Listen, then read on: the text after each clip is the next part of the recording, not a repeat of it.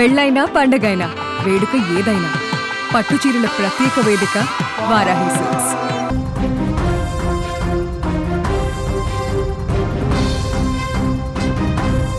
Pakistan cricket ఎప్పుడు ఏదో ఒక వివాదంతో వార్తల్లో నిలుస్తూనే ఉంటుంది.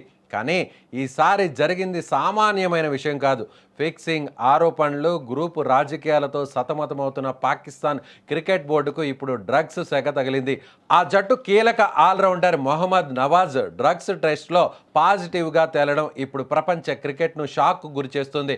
అసలే వరల్డ్ కప్లో ఘోర పరాజయంతో పీక లోతు కష్టాల్లో ఉన్న పాక్ క్రికెట్కు నవాజ్ చేసిన ఈ పని ఇప్పుడు కోలుకోలేని దెబ్బతీస్తుంది. ఇటీవల ముగిసిన T20 ప్రపంచ కప్లో పాకిస్తాన్ సూపర్ 8 దశలోనే వెనుదిరిగిన సంగతి తెలిసిందే. అయితే ఆ టోర్నీ సమయంలోనే మహమ్మద్ నవాజ్ డ్రగ్స్ వాడినట్లు డోపింగ్ పరీక్షల్లో నిరూపితమైంది. టోర్నీలో 7 మ్యాచ్లాడిన నవాజ్ 7 వికెట్లతో పర్వాలేదనిపించాడు. కానీ ఆ ప్రదర్శన వెనుక నిషేధిత ఉత్ప్రేరకాల హస్తం ఉందన్న వార్త ఇప్పుడు PCB ప్రతిష్టను గంగలో కలిపేసింది. ICC నిబంధనల ప్రకారం డోపింగ్ అనేది క్షమించరాని నేరం. వినోదం కోసం వాడినా, ఫిట్నెస్ కోసం వాడినా, నిషేధిత జాబితాలో ఉన్న డ్రగ్స్ తీసుకుంటే శిక్ష తప్పదు. డ్రగ్స్ కేసు ఇప్పుడు ఆలస్యంగా వెలుగులోకి రావడంతో PCB ఒక్కసారిగా మేల్కొంది. తక్షణమే మొహమ్మద్ నవాజ్ సెంట్రల్ కాంట్రాక్టును రద్దు చేస్తున్నట్లు ప్రకటించింది. అంటే అతనికి బోర్డు నుంచి వచ్చే జీతభత్యాలు నిలిచిపోవడమే కాదు, అంతర్జాతీయ క్రికెట్ ఆడే అర్హతను కూడా ప్రస్తుతానికి కోల్పోయాడు.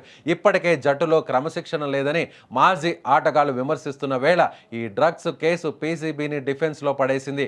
ఒకవైపు బాబర్ అజాం కెప్టెన్సీ మార్పు, మరోవైపు వరుస ఓటములపై విచారణ, ఇవన్నీ చాలవన్నట్లు ఇప్పుడు నవాజ్ కేసు బోర్డుకు పెద్ద తలనొప్పిగా మారింది.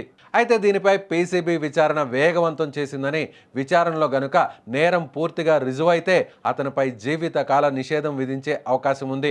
అంతేకాకుండా భారీ స్థాయిలో జరిమానా కూడా కట్టాల్సి ఉంటుంది.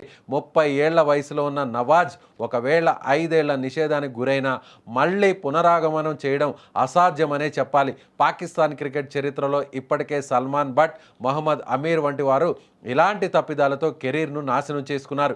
ఇప్పుడు నవాజ్ కూడా అదే బాటలో ఉన్నాడు. మొత్తానికి డోపింగ్ టెస్ట్తో పాకిస్తాన్ క్రికెట్లో కలవరం మొదలైంది. నవాబ్ ఒక్కడే డ్రగ్స్ తీసుకున్నాడా, లేదా ఇంకా ఎవరైనా ఉన్నారనే కోణంలో దర్యాప్తు చేస్తున్నారు అధికారులు.